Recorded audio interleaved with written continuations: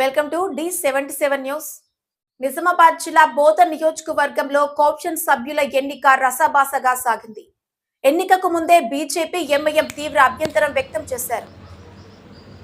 నిజామాబాద్ జిల్లా బోధన్ మున్సిపాలిటీలో మంగళవారం నిర్వహించిన మున్సిపల్ కోఆప్షన్ సభ్యుల ఎన్నికలు రాజకీయ ఉద్రిక్తతల నడుమ ముగిశాయి.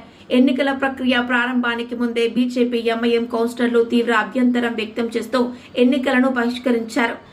ఇదిలా ఉండగా జిల్లా కలెక్టర్ ఇలా త్రిపాఠి పర్యవేక్షణలో ఎన్నికల ప్రక్రియ సాగింది.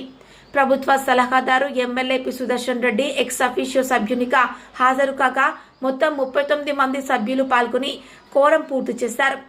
4 కోఆప్షన్ సభ్యుల పదవులకు 35 దరఖాస్తులు రావడంతో ప్రతిపాదిత అభ్యర్థుల పేర్లను చదివి చేతులు ఎత్తే విధానంలో ఓటింగ్ నిర్వహించారు.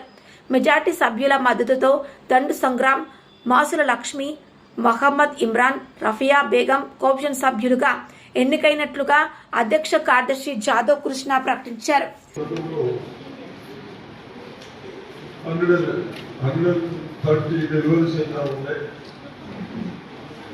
అక్కడ పరికరాలు అందరూ బెదిరించుకున్నా డాక్టర్స్ ఎదుగుతా ఉన్నారు. ఒక్క డాక్టర్ కూడా లేరు. దాన్ని దృష్టిలో పెట్టుకొని మనం ఒక 3 తెలిసిన తర్వాత ఇప్పుడు కలెక్టర్ గారు 2 పోస్టింగ్ ఇస్తా ఉన్నాం. డెలివరీ చేస్తున్నారు.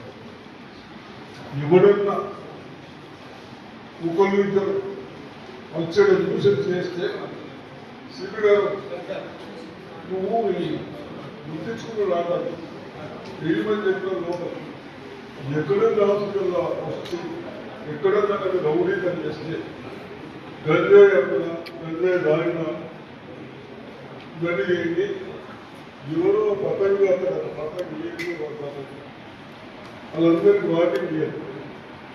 పోయి సూపర్వైజర్ కంపెనీస్ ఉంటుంది.